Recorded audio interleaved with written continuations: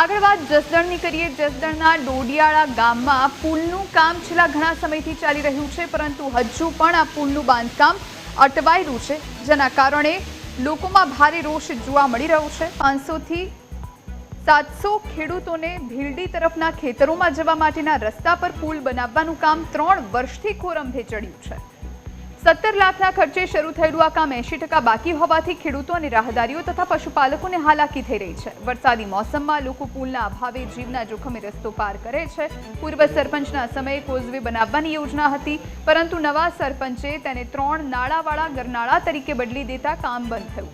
સ્થાનિકોએ ભ્રષ્ટાચારના આક્ષેપ કર્યા અને ચૂંટણી સમયે માત્ર વાયદા કરનારા ધારાસભ્યો સાંસદો વિરુદ્ધ રોષ ઠાલવ્યો। ખેડૂતોએ મીડિયા સમક્ષ આ મુદ્દો ઉઠાવી તાત્કાલિક કામ પૂરું કરવાની માંગ કરી। હવે અમારે આ 3 વર્ષથી આ પ્રશ્ન છે જોરદાર।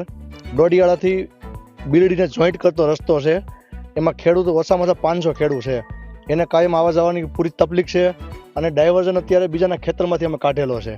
અને જે કોન્ટ્રાક્ટરને કામ આપ્યું છે એને પહેલાં થોડુંક અધૂરું કામ મૂકી અને છેલ્લા 3 વર્ષ થયા તો એક ધારા ખેડૂત હેરાન થાય છે।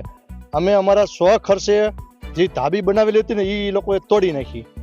કોન્ટ્રાક્ટરને તો ટેન્ડર ભાઈ ઉપાડવાનું કારણ શું હતું કે એને નફા કરવા હોય, એટલે બરોબર છે, અધિકારીઓને ભાગબટાઈ કરવી હોય તો એના પ્રશ્ન છે ને, કોઈ ખેડૂતનો તો એમાં કોઈ પ્રશ્ન છે નહીં, બરોબર છે। ખેડૂને પોતાને ખેતર જવું હોય તો પરિસ્થિતિ અટાણે વિકટ છે। ચોમાસાની અંદર ડાયવર્ઝન કાઢેલું છે, એમાં 4-4 ફૂટ પાણી ભરાઈ ગયેલું છે, તો ખેડૂત પોતાને ખેતરે જઈ શકતા નથી અને મહિલાઓને જે ભાત લઈને જવું હોય તો એ જઈ શકે એવી પોઝિશન નથી।